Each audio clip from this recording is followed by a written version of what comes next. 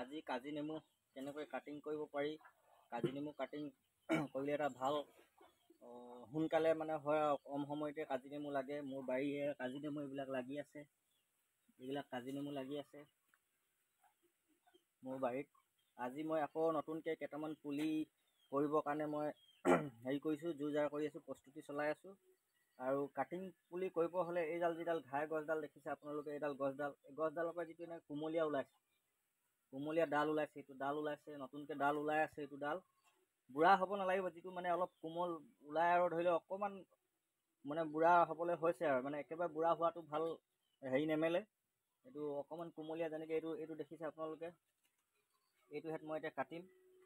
এইটোৰ পৰাই মানে চাহ গছৰ পুলি যেনেকৈ কাটিং কৰিব পাৰি,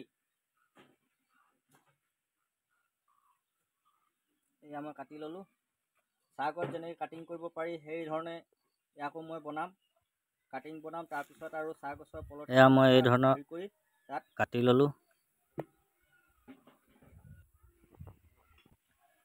এয়া চাওক,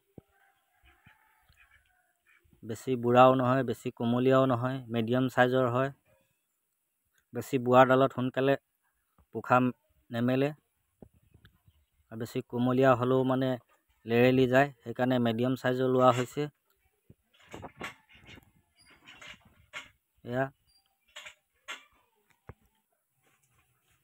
ইয়াৰ পিছত মই সৰু সৰুকৈ কাটি লৈছোঁ।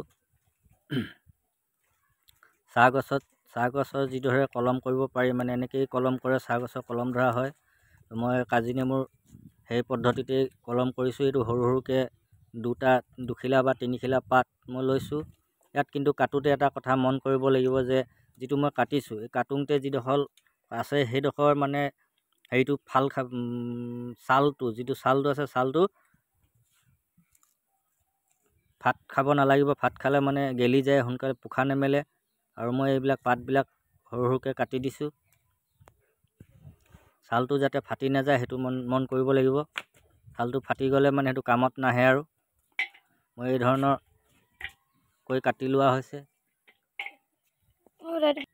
তাৰপিছত মই এতিয়া গোবৰ আৰু শুকান মাটি, অলপ শুকান চাইজৰ মাটি আৰু শুকান গোবৰ মিক্স কৰা হৈছে মাটিখিনিত। এইটো হাফলু মাটি হ'লে বেছি ভাল হয়। একদম মিহি কৰি লৈছোঁ ধুনীয়াকৈ। মিহি কৰি এনেদৰে পলিথিনত ভৰোৱা হৈছে।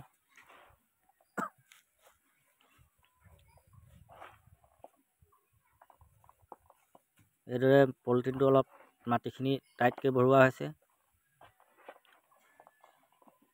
টাইটকৈ ভৰাই লৈছোঁ।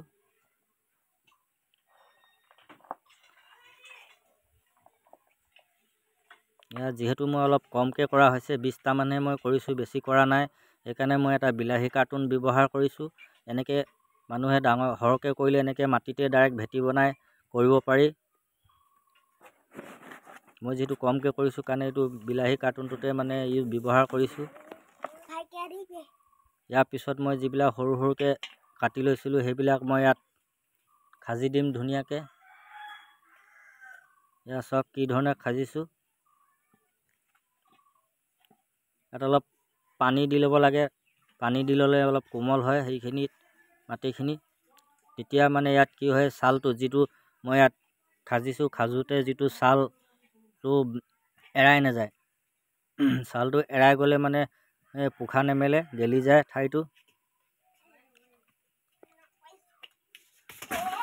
আৰু এটা কথা, আপোনালোকে এই ভিডিঅ'টো চাই কেনে পালে লাইক, কমেণ্ট আৰু ছাবস্ক্ৰাইব কৰিব।